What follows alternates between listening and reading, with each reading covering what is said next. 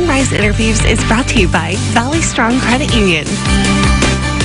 Welcome back. The holidays are looking different this year already as a lot of us start to make those plans for Thanksgiving and the Christmas holiday. And joining us to talk a little bit more about how we can discuss these changes with our loved ones is Jessica Burzloff. She's a local license and marriage family therapist. Jessica, good morning. Great to see you. Let's just talk a little bit about where we are right now. Thanksgiving 2 weeks from today.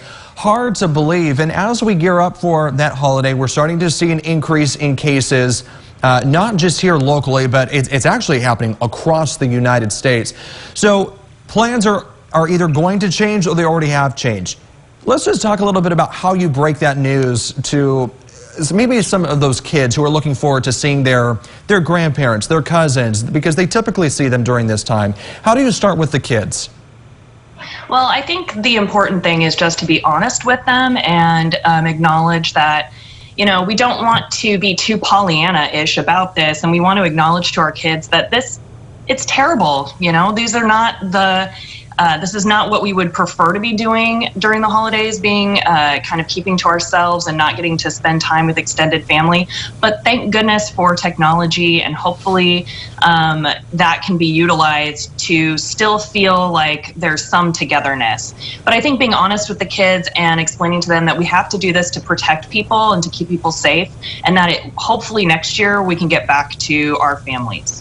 Now I want to go to the adults, and if families have already made plans, if there is kind of this set in stone plan on what to do for Thanksgiving, and now maybe someone in the family is not feeling comfortable with those plans, first of all, how do you, for those people who may feel uncomfortable going to someone and saying, I don't feel comfortable with these plans, what is your advice to them? And then what is your advice to everyone else who may hear that news? So for anyone who's decided that this holiday season just isn't feeling safe for get-togethers, I would say, you know, this is a matter, honestly, it's a matter of life and death, or at least it's a matter of safety and health and safety. And so it's important to set boundaries for yourself about what you feel is best for your family.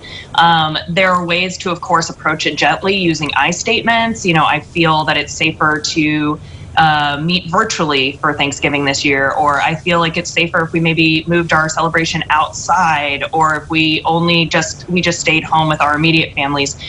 Using I feel instead of you guys aren't being safe, or you guys aren't taking this seriously enough, or whatever the more blaming, shaming statement could be. It really should be more about your own personal boundaries, how you feel safe, and acknowledging that this sucks and that nobody wants to be in this position, but here we are. Yeah, unfortunately. And if you're on the receiving end of that, just not taking it personally and understanding we're in a pandemic. This is not something to be taken lightly, and it's not a personal attack if, you know, the family wants to do things differently this year. Right. I think that's some good advice, especially since I think everyone is going to be having those conversations in some way, shape, or form.